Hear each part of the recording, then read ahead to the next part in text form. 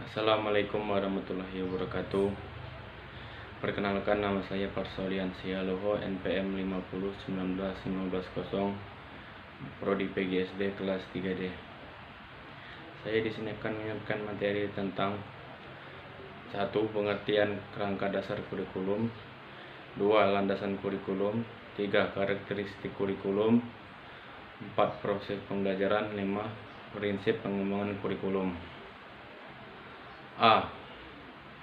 Pengertian dasar kurikulum. Kerangka dasar adalah pedoman yang digunakan untuk mengembangkan dokumen kurikulum, implementasi kurikulum, dan evaluasi kurikulum. Kerangka dasar juga digunakan sebagai pedoman untuk mengembangkan kurikulum tingkat nasional, daerah, dan KTSP.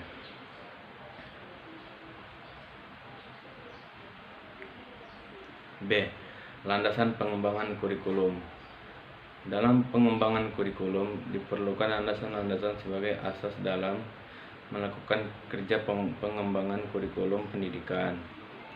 Ini harus dijadikan acuan bagi seseorang perumus kurikulum. Jika tidak, maka hasil kerja pengembangan tidak akan memiliki nilai efektivitas terhadap terwujudnya tujuan pendidikan. Landasan yang dimaksud tujuan pendidikan. Landasan-landasan yang dimaksud adalah 1. Landasan filosofis. Pandangan-pandangan filsafat sangat dibutuhkan dalam pendidikan, terutama dalam menentukan arah dan tujuan pendidikan. 2. Landasan psikologis. Pendidikan senantiasa berkaitan dengan perilaku manusia. Dalam setiap proses pendidikan, terjadi interaksi antara peserta didik dengan lingkungannya, baik lingkungan yang bersifat fisik maupun lingkungan sosial. 4. Landasan sosial budaya. Kurikulum dapat dipandang sebagai suatu rancangan pendidikan. Sebagai suatu rancangan, kurikulum menentukan pelaksanaan dan hasil pendidikan. 4. Landasan ilmu pengetahuan dan teknologi. Sejak abad pertengahan, ilmu pengetahuan dan teknologi mengalami perkembangan yang sangat pesat. C. Karakteristik kurikulum. Karakteristik kurikulum 2013 adalah dalam setiap pembelajaran memiliki tujuan untuk mengembangkan sikap spiritual, sosial, pengetahuan, keterampilan sehingga dapat diterapkan oleh peserta didik dalam kehidupan sehari-hari. Dengan bekal pengalaman belajar yang didapatkan, peserta didik akan menerapkannya dalam berbagai situasi di sekolah dan masyarakat.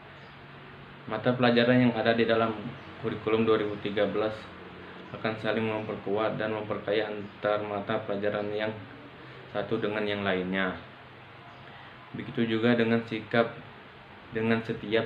jenjang pendidikan akan saling memperkuat dan memperkaya pengetahuan yang ada di dalamnya. D. Proses pembelajaran kurikulum.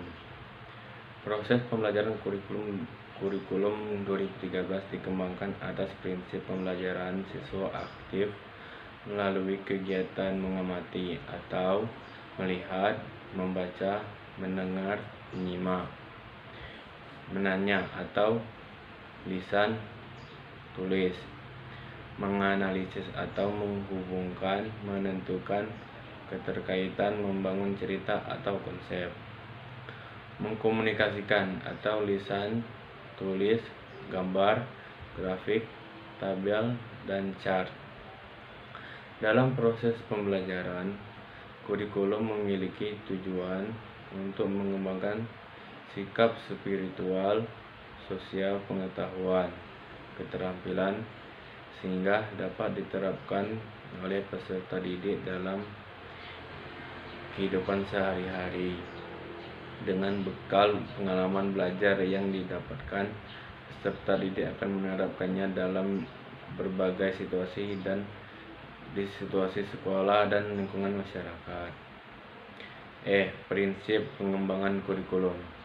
Prinsip-prinsip dalam pengembangan kurikulum terbagi menjadi dua hal, yaitu 1.